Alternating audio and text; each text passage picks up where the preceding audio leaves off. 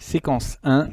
Civils et militaires dans la Première Guerre mondiale, ou comment, en quoi la Première Guerre mondiale a-t-elle constitué un déchaînement de violence à la fois sur les militaires comme sur les civils.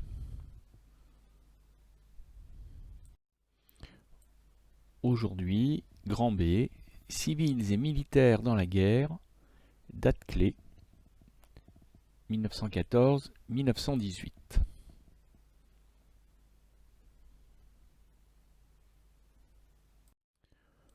Aujourd'hui, à travers une frise chronologique et une galerie des personnages marquants de la séquence, nous allons tenter de répondre à la question: quels sont les événements majeurs du premier conflit mondial, ses phases et ses acteurs historiques?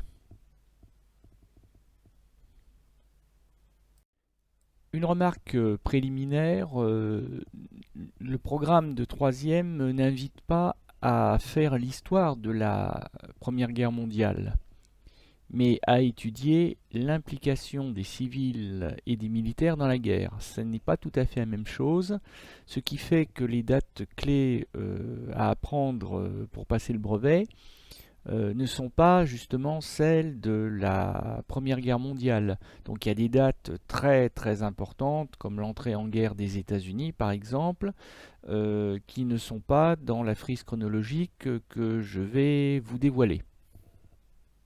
C'est pas que cette date n'est pas importante, mais elle n'est pas exigible à l'examen.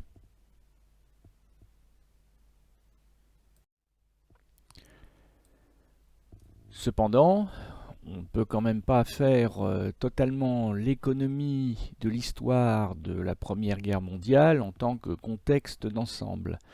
Et donc, même si on ne rentre pas dans le détail des événements, notamment militaires, il faut quand même avoir en tête les grandes phases de la guerre, et c'est celles que l'on va découvrir maintenant sur cette frise chronologique qui part de 1914 et qui va jusqu'à l'année 1919. Et on voit une première phase, une première période de la guerre qui va d'août 1914 jusqu'à la fin de l'année, allez, pour dire jusqu'à Noël 1914, et qui s'intitule la guerre de mouvement.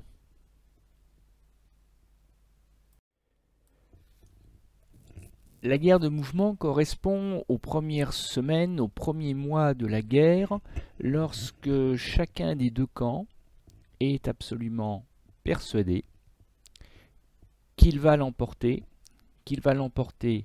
facilement, qu'il va l'emporter rapidement et qu'il va l'emporter avec un minimum de pertes, du moins pour son camp.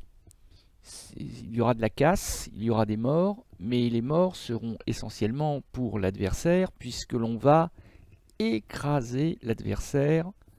Ça sera une véritable promenade. C'est ce que pense chacun des deux camps.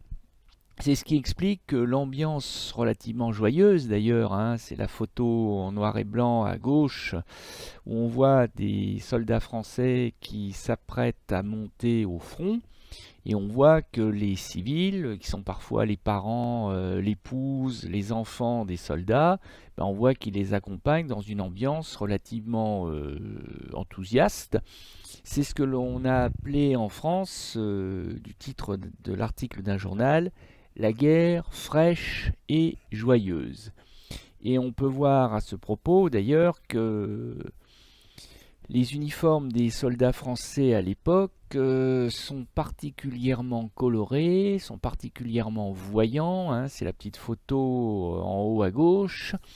Les soldats français portent littéralement le drapeau tricolore sur leur tenue, et ça malheureusement ça va entraîner de très nombreuses pertes parce que au mois d'août 1914, au beau milieu des champs de blé, les soldats français vont faire des cibles particulièrement visibles pour les mitrailleuses des Allemands. Les Allemands sont tout aussi enthousiastes que les Français, Et comme ils sont persuadés qu'ils seront à Paris avant Noël 1914, ce sont les premiers à lancer l'offensive. On le voit sur cette illustration de droite. Et on voit d'ailleurs que les soldats allemands de 1914 ont aussi un uniforme qui remonte à la guerre de 1870, avec en particulier le célébrissime casque à pointe hérité de l'armée prussienne. Cette pointe qui surmonte un casque en cuir bouilli qui ne résistera évidemment pas aux éclats d'obus. Ce casque à pointe qui est une survivance du passé, puisque la pointe n'est pas destinée à embrocher un soldat français d'un coup de boule, hein, tête baissée. Non, non, cette pointe était destinée à dévier, à parer des coups de sabre de la cavalerie française. Cavalerie française que l'on voit à l'œuvre sur la photo en haut à droite. Mais justement, on se déplace beaucoup en ce début de guerre, mais très vite, la cavalerie française ou la cavalerie allemande d'ailleurs va être remisée au garage, si je puis dire, parce que très vite la cavalerie va devenir inutile. Mais dans les premiers mois de la guerre, on est dans une logique de guerre de mouvement. Le front a beaucoup de difficultés à se fixer parce que les Allemands avancent très vite et du coup le front est en permanence en mouvement.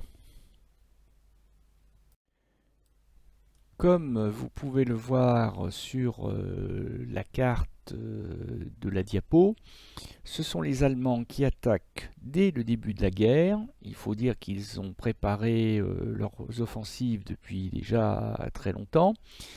Et ils attaquent par la Belgique et le Luxembourg, dont ils violent la neutralité. Ils bousculent les Français et les Anglais, envahissent le nord de la France et menacent Paris, puisqu'en septembre 1914, les unités de cavalerie allemandes les plus avancées ne sont plus qu'à une dizaine de kilomètres de la capitale. Autrement dit, en à peine un mois, l'Allemagne est en position de triompher et d'écraser la France et le Royaume-Uni. Et donc là, on est vraiment dans la guerre de mouvement, parce que les Allemands avancent de plusieurs dizaines de kilomètres par jour.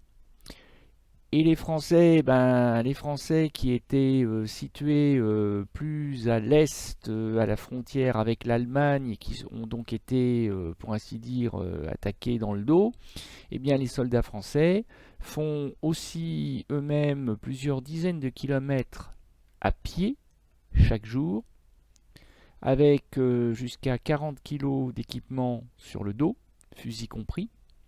Donc c'est une véritable performance physique extrêmement éprouvante. Et lorsque se joue le sort de Paris, sur la Marne, à l'est de Paris, dans la région de Meaux, eh bien intervient ce qu'on appellera le miracle de la Marne, puisque les Français contre-attaquent, ce sont les flèches rouges, et contre toute attente, repoussent les Allemands qui reculent jusque sur Verdun, au nord de Verdun, jusqu'à Reims. C'est la ligne rouge qui se dessine, la ligne du front au début de 1915, à la fin de 1914, au moment où prend fin la guerre de mouvement, qui était symbolisée par les flèches noires. Donc le front se stabilise et c'en est fini de la guerre de mouvement. Place à la seconde phase de la Grande Guerre, de la Première Guerre mondiale, que l'on va appeler la guerre de position, mais que l'on va très vite appeler la guerre des tranchées. C'est un synonyme. Eh bien, en fait, ça n'est pas très compliqué à comprendre. Les Français, les Belges ont perdu tellement de territoires qu'il n'est plus question de reculer et d'abandonner le moindre centimètre carré du territoire national à l'ennemi. Quant aux Allemands, eh bien, eux, ils sont en position de force. Certes, ils ont manqué leur coup en ne prenant pas Paris en septembre 1914, mais l'essentiel, finalement, c'est qu'ils sont profondément entrés dans le territoire français, en particulier dans les régions industrielles du nord de la France, et que pour les Allemands, eh bien, l'objectif, maintenant, c'est de conserver tous les territoires conquis au cours des mois d'août et septembre 1914 et de ne pas reculer. Donc chacun va s'enterrer littéralement dans des positions qu'il ne sera plus question d'abandonner. Et cette guerre de position va durer quasiment pendant la totalité de la Première Guerre mondiale, puisque la guerre de position s'inscrit dans une période qui va du tout début de l'année 1915 jusqu'en mars 1918. Et là, on découvre que la guerre ne sera plus ni fraîche ni joyeuse, et qu'elle va être au contraire interminable, et que la cavalerie, eh bien, ma foi, dans les tranchées, elle ne sert plus à rien. Désormais, au cours de la guerre de position, on passe le plus clair de son temps à attendre l'offensive de l'ennemi pour mieux la repousser. Et donc, comme vous pouvez le voir, on s'enterre littéralement vivant dans des tranchées qui vous mettent à l'abri des bombardements ennemis et surtout qui vous mettent à l'abri de la vue des tireurs d'élite ennemis. Là, on a une tranchée française à gauche, donc on est à quelques dizaines de mètres, peut-être moins encore, de la première ligne allemande. On est donc sur la ligne du front. Le fil de fer barbelé est roi, car le fil de fer barbelé va empêcher l'ennemi d'avancer rapidement, va le gêner dans ses offensives. Donc vous voyez, c'est ça l'univers de la guerre des tranchées. On va découvrir aussi que la guerre non seulement n'est pas fraîche et joyeuse, mais qu'elle peut être aussi chimique, puisque les soldats français portent des masques à gaz sur la photographie, tout simplement parce que l'ennemi utilise des armes chimiques, des obus à gaz toxiques, et que finalement on ne sort de sa tranchée que lorsque l'on tente une grande offensive. Et sur la photographie de droite, on voit des soldats allemands qui sortent de l'abri que constituent les tranchées et qui s'exposent à découvert et qui se lancent à l'assaut de la première ligne française, avec peu de chance d'ailleurs de l'enfoncer. Comme vous pouvez le voir aussi, les uniformes ont changé. Les Français ont douloureusement compris que l'uniforme bleu et rouge, c'était trop voyant. Place à l'uniforme bleu horizon qui est censé se confondre avec le bleu du ciel. Bon. Les Allemands, eux, vont choisir une tenue vert de gris qui se confond beaucoup plus avec la boue des tranchées, qui est beaucoup plus protectrice d'ailleurs que l'uniforme bleu horizon des Français. Et surtout, les deux armées vont revêtir des casques d'acier, des casques lourds en acier, qui protègent beaucoup plus efficacement des blessures, en particulier donc à la tête, provoquées par les éclats d'obus.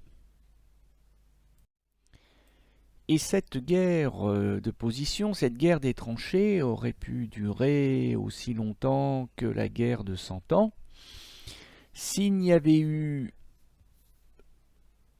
un événement majeur que j'ai déjà évoqué lors de la séance précédente, c'est le fait que la Russie s'est retirée de la Première Guerre mondiale en mars 1918, libérant l'Allemagne et l'Autriche-Hongrie de l'obligation de se battre sur deux fronts. Ça a permis aux Allemands donc de reprendre l'offensive à l'ouest en mettant le paquet, mais avec un impératif: vaincre avant l'arrivée des soldats américains prévus pour l'été. Donc ça veut dire que les Allemands ont eu une petite fenêtre de tir allant d'avril à juin 1918 pour l'emporter. C'est ce qui explique la reprise de la guerre de mouvement.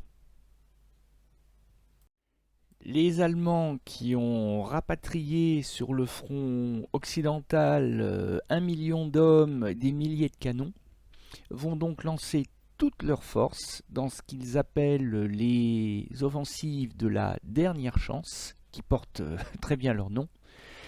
Et il faut reconnaître que la victoire était à portée de main, puisque les Allemands percent le front franco-britannique, reviennent sur la Marne, menacent à nouveau Paris, comme en septembre 1914, et on dit parfois que l'histoire ne se répète pas, mais il lui arrive tout de même de bégayer, puisque les Allemands sont tenus en échec à nouveau sur la Marne. En juillet 1918, les Allemands ont laissé passer leur chance, ils ne vaincront pas. Tout simplement parce que à l'été 1918 débarquent les soldats américains, tout frais, enthousiastes, peu expérimentés mais tellement nombreux, bien équipés, et qui vont jouer le rôle de rouleau compresseur qui va écraser les forces allemandes. Alors, les casques sont britanniques, le fameux casque Brodie. Les chars d'assaut sont français, puisque c'est le fameux char de 17 tonnes Renault. Mais les tankistes, les soldats sont bien américains. Et avec eux, la guerre de mouvement se poursuit. Mais cette fois-ci, ce ne sont plus les Allemands qui avancent. Ce sont les Américains qui avancent avec leurs alliés français et britanniques. Et ce sont les Allemands qui entament la marche arrière. Et la guerre de mouvement prend fin en novembre 1918, lorsque s'achèvent les combats sur le front occidental. Donc voici un résumé succinct, rapide, sommaire des 3 grandes phases de la Première Guerre mondiale. Donc une première guerre de mouvement de quelques mois en 1914, puis la guerre de position de janvier 1915 à mars 1918, et une reprise de la guerre de mouvement on va dire de l'été 1918 jusqu'à novembre. Alors, le premier événement à retenir pour votre programme du brevet, c'est l'année 1915 et 1916, sans plus de précision, qui sont marquées notamment par le génocide arménien dans l'Empire ottoman. Donc ça sera l'occasion de réfléchir sur la notion de génocide. 1916, pendant que se déroule d'ailleurs le génocide arménien dans l'Empire ottoman, vont éclater 2 grandes offensives, l'une menée par les Allemands, l'autre par les Britanniques, au cours de l'année 1916. Chacune se veut décisive. Aucune des deux ne le sera finalement. 1916, les batailles de Verdun et de la Somme. Troisième repère qui sera associé à notre dossier sur la contribution de l'Afrique coloniale française à l'effort de guerre du pays. Avril 1917, les tirailleurs sénégalais, ceux que l'on appellera la force noire, sont à la pointe de l'offensive du chemin des Dames, qui, comme les offensives de l'année précédente de Verdun et de la Somme, se veut décisive. L'état-major français est persuadé que la guerre sera gagnée grâce à l'offensive du chemin des Dames, Et les tirailleurs sénégalais ont le redoutable honneur d'ouvrir le bal. Mais tout comme les offensives de Verdun et de la Somme, l'offensive française du chemin des Dames se révélera un véritable désastre qui va non seulement ruiner le moral des soldats français, de l'opinion publique française, mais qui va provoquer au printemps 1917 de très importantes mutineries au sein de l'armée française. Donc on verra ensemble ce qu'il faut entendre par mutinerie, et on verra aussi pourquoi, comment elles se sont déroulées, et aussi comment l'état-major a réglé, si je puis dire, le problème posé par ces mutineries du printemps 1917 au sein de l'armée française. D'autant qu'il n'y a pas que les combattants, que les militaires, que les soldats qui en ont assez de cette guerre cruelle et interminable. Les civils ont aussi beaucoup de souffrances à exprimer, et les civils, notamment les femmes, qu'on n'a pas l'habitude de voir s'exprimer aussi librement, eh bien les femmes en particulier vont exprimer leur ras-le-bol, particulièrement de mai à juillet 1917, à travers une grève des midinettes, c'est-à-dire les ouvrières du textile, celles qui fabriquent, qui cousent notamment les uniformes des soldats français. Et ces midinettes non seulement vont rentrer en grève, mais en plus, donc on verra pourquoi, comment, mais en plus cette grève sera victorieuse, c'est-à-dire que les midinettes ont obtenu des acquis, ont obtenu satisfaction pour leurs revendications sociales, et on verra de quelles revendications il s'agit le moment venu. Et pour finir, dernier repère, là on est un peu à cheval sur la guerre, mais aussi sur l'immédiate après Première Guerre mondiale, puisqu'il s'agit des années 1918 et 1919. Une terrible pandémie de grippe espagnole, on verra pourquoi on l'appelle ainsi alors qu'elle n'a rien d'espagnol, qui va faire des millions de victimes et qui va faire tellement de victimes à travers le monde que, nous le verrons ensemble, il est quasi impossible d'en dresser un bilan précis.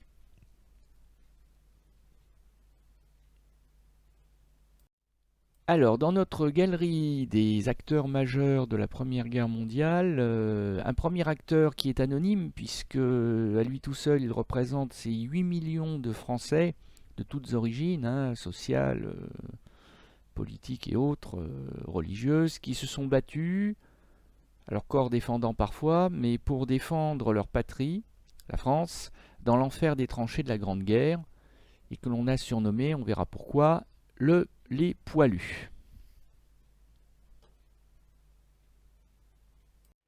Mais nous évoquerons également les centaines de milliers d'indigènes, comme on les appelait à l'époque, des colonies, essentiellement venus d'Afrique, mais aussi parfois venus de l'Indochine française, et qui ont contribué à l'effort de guerre de la France, parfois sous l'uniforme, parfois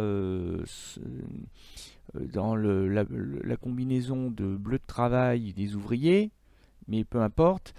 Mais ici, nous évoquerons plus particulièrement le tirailleur sénégalais, recruté en Afrique, parfois de force, et destiné, il faut bien le dire, à économiser, à épargner le sang des poilus, des soldats français de métropole.